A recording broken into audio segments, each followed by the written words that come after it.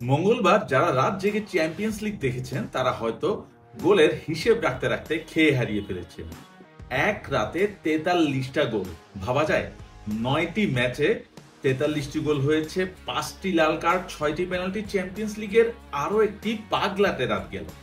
শেষ কবে এক ম্যাচে এতগুলো গোল হয়েছে চ্যাম্পিয়ন্স লিগের মনে করতে একটু কষ্ট হওয়ার কথা।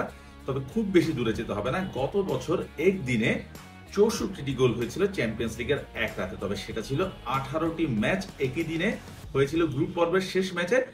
এই ম্যাচ ডেতে মঙ্গলবার যেটা হয়েছে সেটা আসলে একটু ডিফারেন্ট। সেই গল্পটাই বলবো আজকে আমরা এই ভিডিওতে। শুরুটা করা যাক অলিম্পিয়াকোস এবং বার্সেলোনার ম্যাচ দিয়ে। ফেরমিন লোপেজের জন্য স্মরণীয় হয়ে থাকবে এই ম্যাচটি।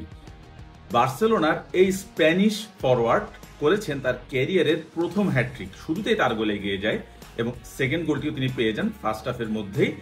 অলিম্পিয়াকোস খেলার ফের একটু ট্রাই করেছিল, কিন্তু সব প্রচেষ্টা আসলে ভেস্তে যায় 57 মিনিটে যখন তাদের একজন প্লেয়ার রেড কার্ড দেখেন। যদিও সেই সিদ্ধান্তটা নিয়ে খোদ বার্সেলোনার সাপোর্টাররা হয়তো খুব বেশি দোষ দিতে পারবে না যে রেফারি সিদ্ধান্ত আসলে ঠিক নিয়েছেন কিনা, কিন্তু 10 জনের বিপক্ষে তারা একেবারেই আসলে অসহায় ছিল এবং বার্সেলোনা এরপর আর কোনো সুযোগই দেয়নি অলিম্পিয়াকোসকে। লামিন ইয়ামাল পেয়েছেন একটি গোল, লোপেজ করেছেন হ্যাটট্রিক এবং মার্কাস রাশফোর্ড, যিনি এই মুহূর্তে বার্সেলোনা ফরওয়ার্ড লাইনের অন্যতম ভরসা, তিনি পরে 2টি গোল পেয়েছেন। সেকেন্ড গোলটি তো অসাধারণ বলতেই হবে। এবং ওভারঅল আমরা যদি ম্যাচটা বিশ্লেষণ করি তাহলে দেখতে পাবো বার্সেলোনা আসলে অলিম্পিয়াকোসকে এই মাঠে শুরু থেকে বেশ চাপে রেখেছিল। 17 বছর বয়সী তাদের যে প্লেয়ার ফার্নান্দেস, তিনি মাঠে নেমেছিলেন, তিনি বুঝতে দেননি আসলে তার বয়স এতটা কম। লামিন ইয়ামাল তো ছিলেনই, তিনি একটি গোল পেয়েছেন এবং সবকিছু মিলে বার্সেলোনার জন্য এই ম্যাচটা ছিল বড় স্বস্তির। সামনে এল ক্লাসিকো আসছে, মার্কাস রাশফোর্ড বলেছেন তিনি এল ক্লাসিকোর জন্য প্রস্তুত। এর আগে এরকম একটি জয় খুব দরকার ছিল বার্সেলোনা। এরপর যে ম্যাচটিতে আসলে এই দিনের সবচেয়ে বেশি গোলগুলো হয়েছে একটি, সেটি হচ্ছে লেভারকুসেন এবং পিএসজি, যে ম্যাচে লেভারকুসেনকে 7-2 গোলে উড়িয়ে দিয়েছে পিএসজি। এবং এই ম্যাচটা নিয়ে যদি আপনি একটু খেয়াল করেন, পিএসজির জন্য ম্যাচটা অনেক দিক দিয়ে স্বস্তির। তারা লিগ ওয়ানে নিজেদের ফ্রেঞ্চ লিগে সর্বশেষ 4 ম্যাচে জয়হীন এবং অনেকগুলো প্লেয়ার তাদের ইনজুর ছিল। এই ম্যাচে তাদের সবচেয়ে বড় ভরসা উসমান দেমবেলে, ব্যালন ডি'অর জয়ী এই ফুটবলার, তিনি চোট কাটিয়ে ফিরেছেন, গোল পেয়েছেন। এবং পিএসজি শুরু থেকে আসলে লেভারকুসেনকে তেমন কোনো সুযোগই দেয়নি, একের পর এক আক্রমণ করে গেছে। লেভারকুসেন মাঝখানে এলেক্স গার্সিয়ার একটি গোলে কিছুটা চেষ্টা করেছিল, কিন্তু স্কোর লাইনই বলে দিচ্ছে তারা শেষ দিকে একেবারে উড়ে গেছে। ডিজায়ার দো এই ম্যাচের অন্যতম সেরা খেলোয়াড়, তিনি পেয়েছেন গোল, জোড়া গোল। এবং নুনো মেন্ডেস, তিনি সম্ভবত এই ম্যাচে ম্যাচ সেরা হওয়ার দৌড়ে থাকবেন, তিনি ভালো খেলেছেন। এর বাইরে কাভার্সকেলিয়া গোল করেছেন। এবং লেভারকুসেন এবং পিএসজি দুই দলের একটি করে প্লেয়ার রেড কার্ড দেখেছে, কিন্তু 10 জনে পরিণত হওয়ার পরও পিএসজি আসলে কোনো সুযোগ দেয়নি লেভারকুসেনকে। এবং এই জয়টা পিএসজিকে অনেক বড় স্বস্তি দেবে। চ্যাম্পিয়ন্স লিগে তারা এই মুহূর্তে ডিফেন্ডিং চ্যাম্পিয়ন এবং এরকম একটি জয় তাদেরকে বার্তা দেবে যে চ্যাম্পিয়ন্স লিগে তারা আসলে যেভাবে ছুটছে সেবার এবারও চ্যাম্পিয়ন্স লিগে তারা শেষ পর্যন্ত আসলে যেতে পারে। সো থার্ড ম্যাচটা আসলে ম্যানচেস্টার সিটি এবং ভিলারিয়ালের ম্যাচটা দিয়ে আমরা শুরু করতে পারি। 2-0 গোলে জয় পেয়েছে ম্যান সিটি। সিটির জন্য এই ম্যাচে সবচেয়ে ইন্টারেস্টিং ব্যাপার সেটা হচ্ছে অ্যাওয়ে ম্যাচে তারা প্রায় 1 বছর পর চ্যাম্পিয়ন্স লিগে জয় পেয়েছিল। সর্বশেষ গত বছরের অক্টোবরে ব্রাতিসলাভার বিপক্ষে তাদের মাঠে গিয়ে জিতে এসেছিল। ভিয়ারিয়াল খুব যে খারাপ ফর্মে আছে তা নয়, তারা লা লিগায় রিয়াল এবং বার্সার পরেই আছে, কিন্তু এই ম্যাচে তাদেরকে ম্যান সিটি খুব বেশি সুযোগ দেয়নি। এর্লিং হালান্ড গোলের পর গোল করে চলেছেন। 12 ম্যাচে টানা 12 ম্যাচে তিনি গোল পেয়েছেন, আরো একটি ম্যাচে তিনি গোল পেলেন। তবে পেপ গার্দিওলার জন্য একটু অস্বস্তি হতে পারে যে রদ্রি ইনজুর্ড এবং আরো একজন প্লেয়ার যে রদ্রির বিকল্প নিকো গঞ্জালেস, তিনিও কিছুটা চোট পেয়ে মাঠ ছেড়েছেন। এছাড়া পেপ গার্দিওলা খুব খুশি হবেন তার এই ফলে, কারণ চ্যাম্পিয়ন্স লিগে গত বছর সিটি যেভাবে ভুগছিল, এই বছর এসে তারা আবার ফর্মে ফেরার আভাস দিয়েছে। লিগ এবং চ্যাম্পিয়ন্স লিগ দুটোতেই তারা ভালো ফর্মে আছে। 3 ম্যাচে অলরেডি 2টো জয় হয়ে গেছে তাদের চ্যাম্পিয়ন্স লিগ এবং সবকিছু মিলে তারা 3 ম্যাচে আসলে 2টি জয় নিয়ে তারা পয়েন্ট তালিকার 5 নম্বরে উঠে এসেছে গত রাত পর্যন্ত। এবং এই জয়টা নিশ্চিতভাবে পেপ গার্দিওলার দলকে সামনে চ্যাম্পিয়ন্স লিগে যখন রিয়াল মাদ্রিদের ম্যাচ, সামনের যে অ্যাওয়ে ম্যাচটি, সেটার আগে অনেকটুকু কনফিডেন্স দেবে। এরপর এই রাতের সবচেয়ে সম্ভবত সবচেয়ে বড় ম্যাচ, এই ম্যাচটা নিয়ে অবশ্যই কথা না বললে নাই। আর্সেনাল এবং অ্যাটলেটিকো 4-0 গোলে আর্সেনাল উড়িয়ে দিয়েছে অ্যাটলেটিকোকে।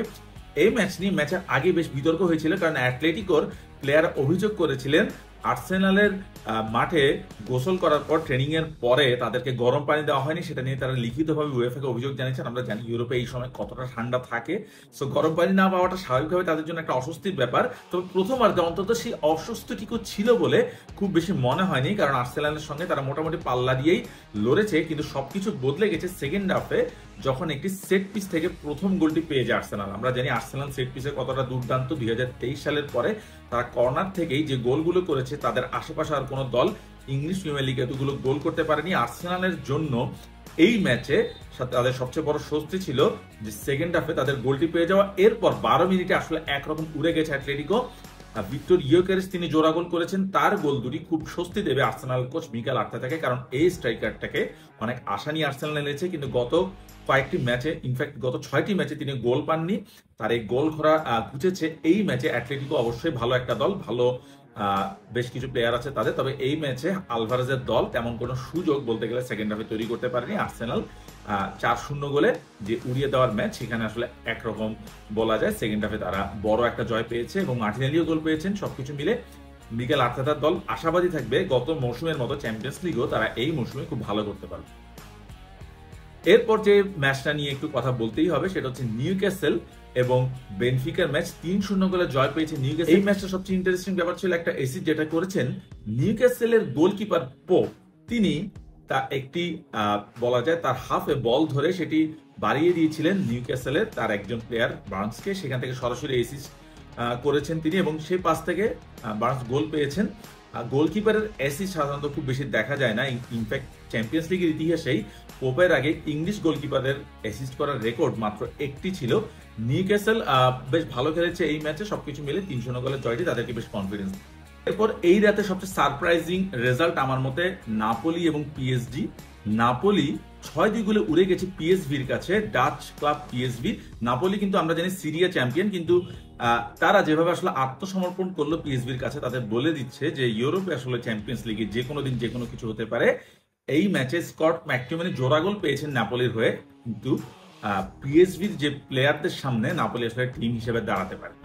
এরপর যে ম্যাচটা নিয়ে একটু করে কথা বলতেই হবে সেটা হচ্ছে কোপেনহেগেন এবং ডর্টমুন্ড। 4-2 গোলে জিতেছে বরুসিয়া ডর্টমুন্ড। কোপেনহেগেন ডেনমার্কের ক্লাব, তাদের বিপক্ষে ডর্টমুন্ড ফর্মে এসেছে চ্যাম্পিয়ন্স লিগে আবারও, এবং এই ম্যাচটা তাদেরকে অবশ্যই চ্যাম্পিয়ন্স লিগে তারা আমরা জানি গত কয়েক বছরে মোটামুটি কনসিস্টেন্ট পারফর্ম করে আসছে। একটা মৌসুমে 2 মৌসুম আগে তারা ফাইনালেও খেলেছে, অবশ্যই তারা খুব কনফিডেন্স পাবে এই ম্যাচ থেকে।